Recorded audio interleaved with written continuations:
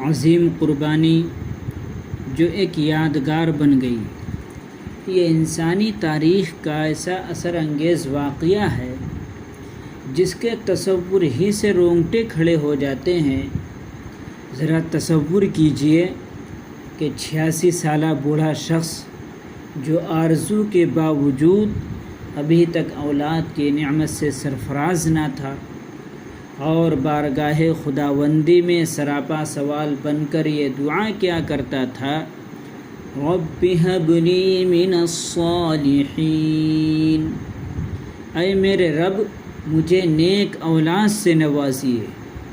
بالآخر ایک دن اس کی یہ فریاد اس کے رب نے سن ہی لی اور ایک حلیم، بردبار اور باوقار بیٹے کی نہ صرف بشارت سنائی بلکہ ہونہار اسماعیل کی صورت میں وہ مبارک بیٹا عطا بھی کر دیا گیا۔ بڑھاپے کی اولاد کی قدر وہی جان سکتا ہے جسے ایسے حالات سے سابقہ پڑا ہو، لیکن وہ باپ جسے یہ بیٹا عطا ہوا تھا وہ کوئی عام انسان نہ تھا، وہ تو اللہ کا خلیل اور توحید و انابت الی اللہ میں اپنے بعد آنے والی انسانیت کا امام بننے والا تھا۔ اس لیے رب العالمین کے دستور کے مطابق اطاعت و انقیاد اور بے چوں چرا امتثال امر کی کسوٹی پر اسے پرکھنے کا عمل شروع ہوا۔ چنانچہ اولاً اس معصوم جگر کے ٹکڑے کو اس کی والدہ ماجدہ کے ساتھ مکہ معظمہ کی بے آب و گیاہ وادی میں چھوڑ آنے کا حکم صادر ہوا، جسے وہ اللہ کا سچا خلیل پوری خندہ پیشانی سے قبول کرتے ہوئے بلا تاخیر بجا لایا۔ دن ہفتوں میں، ہفتے مہینوں میں اور مہینے سالوں میں تبدیل ہوتے گئے۔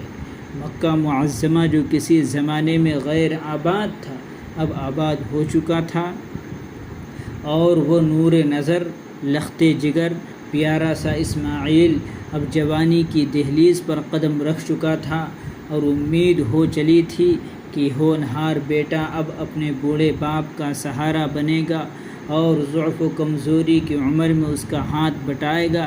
لیکن عین اسی زمانے میں جبکہ نظروں میں روشن مستقبل کے خواب سجائے جا رہے تھے، اس خلیل اللہ ابراہیم کو خواب میں یہ حکم ربی پہنچا کہ اب ہمیں تمہارے عزیز جان نور نظر کی جان کی قربانی منظور ہے۔ ذرا سوچئے کیسا دل دوز حکم ہے، اس حکم سے دل پاش پاش ہو جائے تو بجا ہے۔ آرزوؤں کے بعد حاصل شدہ ایک ہونہار جوان بیٹے کو ایک بوڑھا باپ اپنے ہاتھ سے ذبح کرے، کیا مادیت کی دنیا میں کوئی اسے سوچ بھی سکتا ہے؟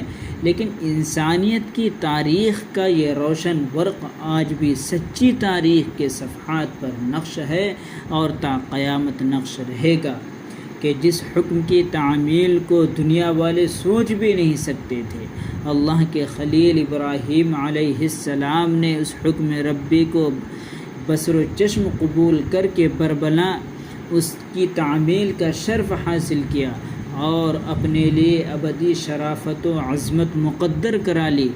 اور اس پر ترا یہ ہے کہ اس تعمیل حکم میں وہ سعادت آثار بیٹا اسماعیل اپنے عظیم والد ابراہیم خلیل اللہ کے شانہ بشانہ نظر آیا اور بجا طور پر ذبیح اللہ کے مبارک لقب کا حقدار بنا۔ اللہ تعالیٰ کو ان باسعادت باپ بیٹے کی یہ ادائیں ایسی پسند آئیں کہ قیامت تک ان کا نام روشن فرما دیا اور اپنی مقدس کتاب قرآن کریم میں بڑے اچھوتے انداز میں ان کا تذکرہ فرمایا۔ آپ بھی پڑھیے اور سمجھیے کہ اللہ تعالیٰ اپنے بندوں سے کس طرح کی اطاعت چاہتے ہیں، اور اطاعت شعار بندوں کا اللہ رب العالمین کی بارگاہ میں کتنا بلند مقام ہے۔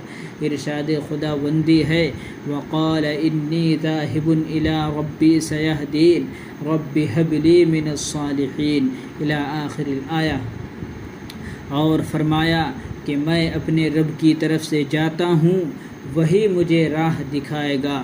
اور عرض کیا میرے رب مجھے نیک فرزند عطا فرمائیے۔ بس ہم نے انہیں ایک متحمل مزاج بیٹی کی بشارت دی۔ پھر جب وہ بیٹا آپ کے ساتھ محنت کی عمر کو پہنچا تو فرمایا میاں صاحبزادے میں نے خواب میں تمہیں ذبح کرتے ہوئے دیکھا ہے، تو سوچو تمہاری کیا رائے ہے؟ اس بیٹے نے کہا ابا جان آپ کو جو حکم ربی ہوا ہے اسے کر گزریے، آپ مجھے صبر کرنے والا پائیں گے۔ بس جب دونوں باپ بیٹے نے دل سے حکم مانا اور بیٹے کو ذبح کے لیے پیشانی کے بل لٹا دیا، اور ہم نے پکارا اے ابراہیم تم نے خواب سچ کر دکھایا، ہم نیکی کرنے والوں کو اسی طرح بدلہ عطا کرتے ہیں۔ یقیناً یہ کھلی ہوئی آزمائش تھی، اور اس کے بدلے میں ہم نے ایک بڑا جانور ذبح کے لیے دیا، اور بعد میں آنے والے لوگوں میں یہ چرچا ہم نے باقی رکھا کہ ابراہیم پر سلامتی ہو۔ ہم مخلص بندوں کو ایسا ہی شاندار صلہ دیتے ہیں، بے شک وہ ابراہیم ہمارے مومن بندوں میں ہے۔ ان آیتوں کو پھر پڑھیں، بار بار پڑھیں۔ رحمان الرحیم اور رؤوف شکور رب کے ذریعے اپنے مخلص بندوں کی کیسی قدردانی ہوتی ہے، ان کا اظہار ان آیات کے ایک ایک لفظ سے ہو رہا ہے۔ اس رب شکور کی رحمت تو آج بھی عام ہے، بس بندوں کی طرف سے انابت و اطاعت کی ضرورت ہے۔ کاش اس کا کچھ حصہ ہمیں بھی نصیب ہو جائے۔ آمین۔